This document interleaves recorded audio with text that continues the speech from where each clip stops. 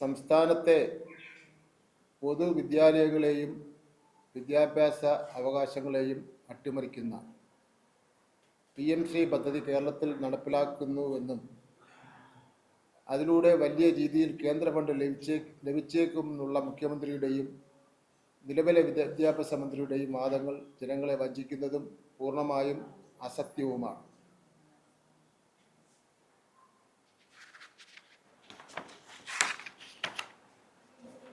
പാർലമെന്റിൽ കോൺഗ്രസ് രാജ്യസഭാ അംഗം ജെബി മേത്തർ ഉന്നയിച്ച ചോദ്യത്തിന് കേന്ദ്ര വിദ്യാഭ്യാസ സഹമന്ത്രി ജയന്ത് ചൗധരി നൽകിയ ഔദ്യോഗിക മറുപടിയിലൂടെ സർക്കാരിൻ്റെ നുണപ്രചരണങ്ങൾ പൂർണ്ണമായി പൊളിഞ്ഞിരിക്കുകയാണ്. മുസ്ലിം ലീഗിൻ്റെ പാർലമെന്റ് മെമ്പറായിട്ടുള്ള അബ്ദുൽ വഹാബ് അൺസ്റ്റാർഡ് ക്വസ്റ്റ്യനായി വന്ന 1155 അൺസ്റ്റാർഡ് ക്വസ്റ്റ്യനായി വന്നതിലും ഈ കാര്യങ്ങളെ സംബന്ധിച്ചിടത്തോളം വിശദമായി കേന്ദ്ര ഗവൺമെൻറ് വ്യക്തമാക്കിയിട്ടുണ്ട്. കേന്ദ്ര ഗവൺമെൻറ്റിൻ്റെ ഈ വ്യക്തമാക്കൽ നിന്ന് ഒരു കാര്യം മനസ്സിലായി, ബഹുമാനപ്പെട്ട മുഖ്യമന്ത്രി ആവർത്തിച്ച് കള്ളം പറയുകയാണ്.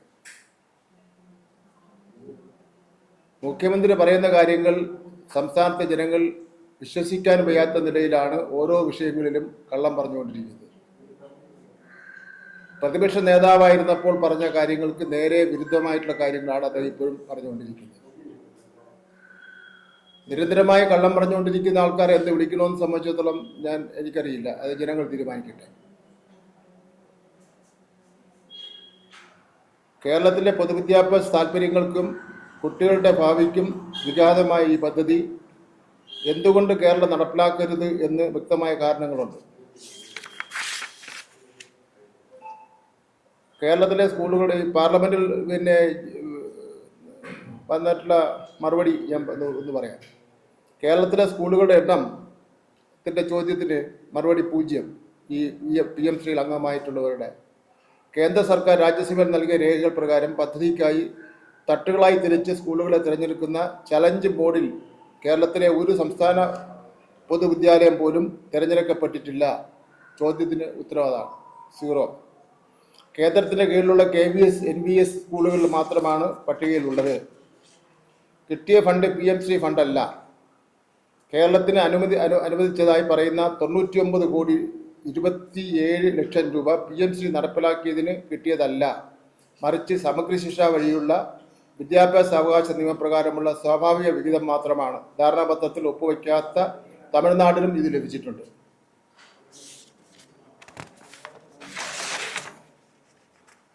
രാഷ്ട്രീയ നേട്ടത്തിനായുള്ള തട്ടിപ്പ്, കുട്ടികളുടെ അവകാശമായ RT ഫണ്ടിനെ PMCയുടെ അക്കൗണ്ടിൽപ്പെടുത്തി സംസ്ഥാന സർക്കാർ ജനങ്ങളുടെ കണ്ണിൽ പൊടിയിടുകയാണ്. പ്രായോഗിക തടസ്സങ്ങളും സമയപരിമിതിയും പദ്ധതി അവസാനിപ്പിക്കുവാൻ 7 മാസം മാത്രം. ഈ പദ്ധതിയുടെ കാലാവധി അവസാനിപ്പിക്കുവാൻ ഏതാനും മാസങ്ങൾ മാത്രമേ ബാക്കിയുള്ളൂ. പദ്ധതി ദീർഘിപ്പിക്കുവാനുള്ള ഒരു ഉത്തരവ് കേന്ദ്രത്തിൽ നിന്ന് വന്നിട്ടില്ല.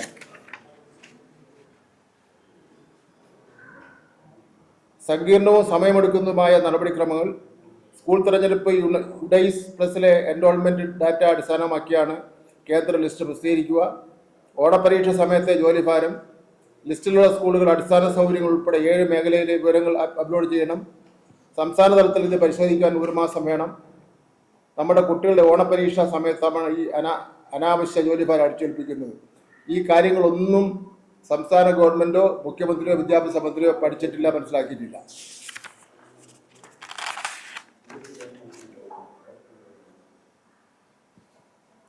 കടമ്പകളേറെ ഉണ്ട്. ഒന്ന് ബാങ്ക് അക്കൗണ്ടുകൾ, സ്പർശ് വഴി RBI ലിങ്ക് ചെയ്തിട്ടുള്ള ഫണ്ട് കൈമാറ്റം, ഡ്രോയിങ് ആൻഡ് ഡിസ്പേഴ്സിംഗ് ഓഫീസറുടെ നിയമനത്തിന് AGയുടെ അനുമതി തുടങ്ങിയ നിരവധി നടപടിക്രമങ്ങളാണ് ഇത് പൂർത്തീകരിക്കേണ്ടി വരുന്നത്. ഫലത്തിൽ 3 മാസമാണ് കിട്ടുന്നത്.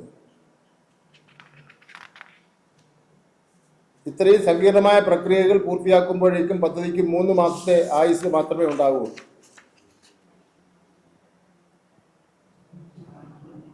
ദുർബലമായ സ്കൂളുകളെ തള്ളുന്നു. അതാണ് ഇതിൽ ഏറ്റവും പ്രധാനപ്പെട്ട കാര്യം. അധിക സാമ്പത്തിക ബാധ്യത, സംസ്ഥാനത്തിന് വിവേചനപരമായ തിരഞ്ഞെടുപ്പ്, സംസ്ഥാന ശരാശരിയേക്കാൾ കൂടുതൽ കുട്ടികളുള്ള, മുൻപ് തന്നെ സംസ്ഥാന സർക്കാർ വലിയ തുക മുടക്കി നന്നാക്കിയ സ്കൂളുകളെ മാത്രമേ കേന്ദ്രം പരിഗണിക്കുകയുള്ളൂ. അതാണ് ഇതിൽ ഏറ്റവും പ്രധാനപ്പെട്ട ഒരു പ്രശ്നമുള്ളത്.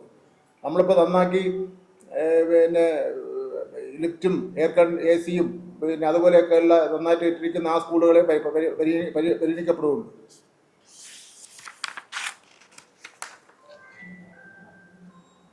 പദ്ധതി കഴിഞ്ഞാലും അതിൻ്റെ ബാധ്യത സർക്കാരിനാണ്.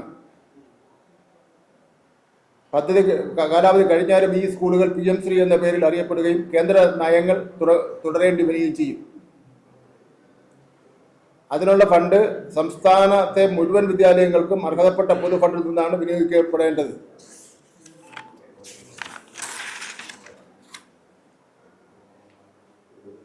പാഠ്യപദ്ധതിയിലെ കേന്ദ്രീകരണവും RSSന്റെ അജണ്ടയും നടപ്പിലാക്കുമെന്നുള്ള കാര്യത്തിൽ സംശയമില്ല.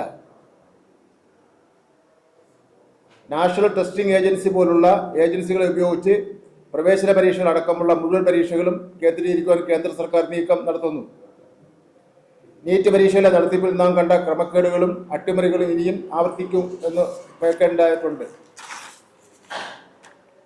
സയൻസിന് പകരം അന്ധവിശ്വാസങ്ങൾ പാഠ്യപദ്ധതിയിലും മൂല്യനിർണ്ണയത്തിലും കേന്ദ്ര ഏജൻസികൾ പിടിമുറുക്കുന്നതോടെ ശാസ്ത്രീയ ചിന്തകൾക്ക് പകരം അന്ധവിശ്വാസങ്ങളും വ്യാജ പ്രചരണങ്ങളും, ഉദാഹരണത്തിന് ചാണകത്തിലെ റേഡിയേഷൻ പോലുള്ള വിചിത്രവാദങ്ങൾ പഠിച്ച് പരീക്ഷ എഴുതേണ്ട ഗതികേട് നമ്മുടെ കുട്ടികൾക്കുണ്ടാവും. കേരളം എന്ന് ഉയർത്തിപ്പിടിച്ച വിദ്യാഭ്യാസ സ്വയംഭരണാധികാരവും ശാസ്ത്രീയ ബോധവും സംരക്ഷിക്കപ്പെടേണ്ടതായിട്ടുണ്ട്. ധാരണാപത്രത്തിലെ 23-ാം ക്ലോസ് പ്രകാരം ഈ പദ്ധതി മരവിപ്പിക്കുവാൻ സംസ്ഥാനത്തിന് പൂർണ്ണ അധികാരമുണ്ട്. കേരളത്തിലെ പൊതുവിദ്യാഭ്യാസ മേഖലയെ സംഘപരിവാർ അജണ്ടകൾക്ക് പണയം വയ്ക്കുന്നതിനും ലഭിക്കാത്ത ഫണ്ടിന്റെ പേരിൽ ജനങ്ങളെ വഞ്ചിക്കുന്നതുമായ ഈ നീക്കത്തിൽ നിന്ന് സംസ്ഥാന സർക്കാർ പിന്മാറണം. ധാരണാപത്രത്തിലെ ക്ലോസ് ഉപയോഗിച്ച് PMC പദ്ധതി പൂർണ്ണമായും മരവിപ്പിക്കുവാൻ സർക്കാർ തയ്യാറാവണം. UDFന്റെ ചരിത്രത്തിലെ ഏറ്റവും വലിയ ഇരട്ടത്താപ്പാണ് PMC പദ്ധതിയിലൂടെ പേരിൽ UDF ഇപ്പോൾ നടത്തുന്ന നീക്കങ്ങൾ. അവരുടെ രാഷ്ട്രീയ ചരിത്രത്തിലെ ഏറ്റവും വലിയ ഇരട്ടത്താപ്പാണ്. പ്രതിപക്ഷത്തിരുന്നപ്പോൾ ഉന്നയിച്ച ആക്ഷേപങ്ങളെല്ലാം സ്വന്തം സ്വാർത്ഥ താല്പര്യങ്ങൾക്കായി വിഴുങ്ങി സംഘപരിവാർ അജണ്ട നടപ്പിലാക്കുവാൻ UDF കൂട്ടുനിൽക്കുകയാണ്. തെരഞ്ഞെടുപ്പിന് മുൻപ് LDF സർക്കാരിനെയും അന്നത്തെ മുഖ്യമന്ത്രി ശ്രീ പിണറായി വിജയനെയും പ്രതികൂട്ടിൽ നിർത്താൻ AICC general secretary KC Venugopal അയച്ച തുറന്ന കത്ത് ജനങ്ങളുടെ മുന്നിലുണ്ട്. PMC പദ്ധതി BJPയുമായുള്ള രഹസ്യധാരണയാണെന്നും ആരുടെ തടി രക്ഷിക്കാനാണെന്നും ചോദിച്ച നേതാക്കൾ തന്നെയാണ് ഇപ്പോൾ ആ പദ്ധതിയുമായി മുന്നോട്ട് പോകുന്നതെന്ന് UDF കൺവീനർ അടൂർ പ്രകാശ് വഴി പ്രഖ്യാപിച്ചിരിക്കുകയാണ്. അന്ന് ഉന്നയിച്ച ആരോപണങ്ങൾ വ്യാജമായിരുന്നു എന്നാണോ, അതോ ഇപ്പോൾ BJPയുമായി യഥാർത്ഥ ഡീൽ ഉണ്ടാക്കിയത് UDF ആണോ എന്ന് KC വേണുഗോപാലും കോൺഗ്രസും വ്യക്തമാക്കണം. അധികാരത്തിൽ വന്നാൽ PMC ധാരണാപത്രം അറബിക്കടലിൽ എറിയുമെന്ന് പ്രഖ്യാപിച്ച നിർമ്മല മന്ത്രി KM ഷാജിയും മുസ്ലിം ലീഗ് നേതൃത്വവും ഇതിന് എന്താണ് മറുപടി പറയാനുള്ളത്? യോഗത്തിൽ പങ്കെടുത്തുകൊണ്ട് തന്നെ ഈ തീരുമാനത്തിന് സമ്മതം മൂടിയ ലീഗ് നേതൃത്വം സ്വന്തം അണികളെ വഞ്ചിച്ചിരിക്കുകയാണ്. അനാവശ്യ വാഗ്ദാനങ്ങൾ നൽകി ജനങ്ങളെ വഞ്ചിച്ച് നേതാക്കൾ കാരണം സാധാരണക്കാരായ ലീഗ് പ്രവർത്തകർക്ക് ചായപ്പിടികയിൽ പോയി രാഷ്ട്രീയ ചർച്ച നടത്താൻ പോലും വയ്യാത്ത നാണംകെട്ട അവസ്ഥയിലാണ് വന്നിരിക്കുന്നത്. സംഘപരിവാർ വിദ്യാഭ്യാസ അജണ്ടകൾക്ക് കൂട്ടുനിൽക്കുന്ന ഈ നിലപാടിൽ ഏറ്റവും വലിയ തിരിച്ചടിയാണ് UDF ഉണ്ടാകാൻ വേണ്ടി പോകുന്നത്.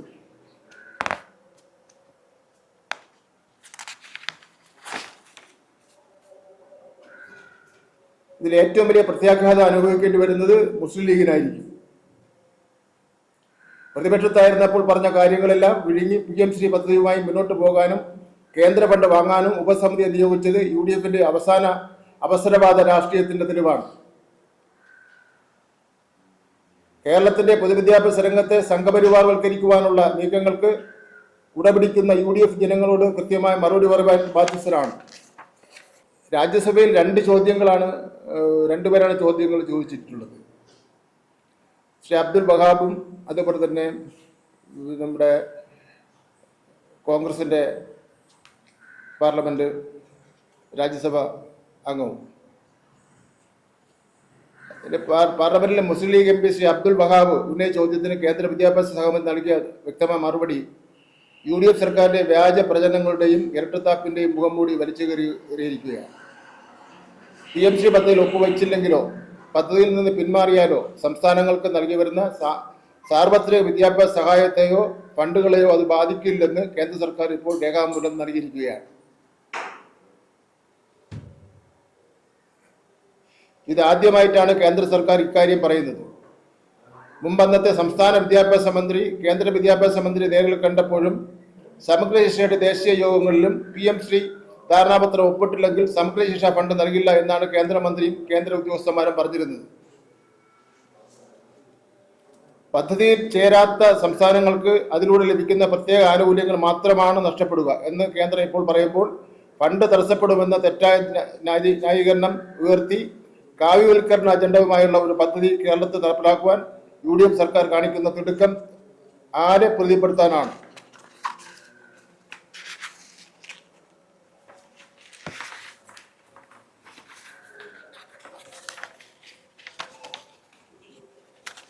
BJP മുൻ സംസ്ഥാന അധ്യക്ഷൻ K. സുരേന്ദ്രൻ മുൻപ് പരസ്യമായി പറഞ്ഞിരുന്നു, മുസ്ലിം ലീഗിനെ കൊണ്ട് തന്നെ ഞങ്ങൾ PM ശ്രീ പദ്ധതി നടപ്പിലാപ്പിക്കും എന്ന് മാത്രമല്ല മുസ്ലിം ലീഗിൻ്റെ നേതാക്കന്മാരെ കൊണ്ട് PM ശ്രീ സിന്ദാബാദ് എന്ന് മുദ്രാവാക്യം വിളിക്കുമെന്ന് BJP നേതാക്കന്മാർ പറഞ്ഞിരുന്നു. അപ്പം മിക്കവാറും അവരങ്ങനെ മുദ്രാവാക്യം വിളിച്ച് നമ്മൾ കേരളത്തെ ആവേശപ്പെടുത്തുമെന്നാണ് തോന്നുന്നത്. ഇന്ന് ഭരണത്തിലുള്ള UDFും അതിലെ പ്രധാന കക്ഷിയായ മുസ്ലിം ലീഗും കൃത്യമായി ചെയ്തുകൊണ്ടിരിക്കുന്നത് സുരേന്ദ്രൻ്റെയും BJPയുടെയും അതേ പ്രഖ്യാപനം പ്രാവർത്തികമാക്കാനാണ്. സംഘപരിവാറിൻ്റെ അജണ്ടകൾക്ക് മുസ്ലിം ലീഗും UDFും സർക്കാരും വഴങ്ങിക്കൊടുക്കുന്നത് ഖേദകരവും പ്രതിഷേധാർഹവുമാണ്. കേരളത്തിലെ പൊതുവിദ്യാഭ്യാസ മേഖല മതേതര മൂല്യങ്ങളിലും ഭരണഘടനാ തത്വങ്ങളിലുമാണ് അധിഷ്ഠമായിരിക്കുന്നത്. എന്നാൽ PM ശ്രീ വഴി സംഘപരിവാർ അജണ്ടകൾ സംസ്ഥാനത്തെ സ്കൂളുകളിലേക്ക് നേരിട്ട് കടത്തിവിടാനുള്ള വഴി തുറക്കുകയാണ് ഈ സർക്കാർ ചെയ്യുന്നത്.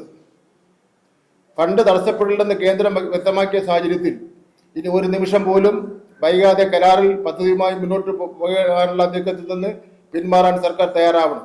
എന്ന് മാത്രമല്ല ഏത് അവസരത്തിൽ വേണോ ഗവൺമെന്റിന് പിന്മാറാമെന്ന് രാജ്യസഭയിൽ കൊടുത്ത മറുപടിക്ക് 2 പാർലമെന്റ് മെമ്പർമാരെ കേന്ദ്ര ഗവൺമെന്റ് അറിയിച്ചിട്ടുണ്ട്.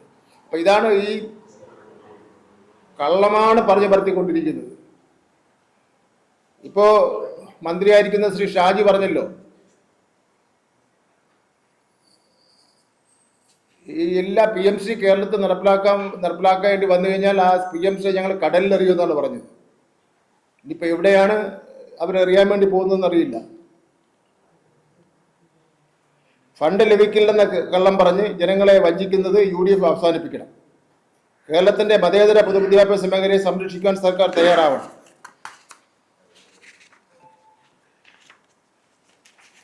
എൻ്റെ വഹാബിൻ്റെ മറുപടി എൻ്റെ ഉണ്ട്. അതേപോലെ തന്നെ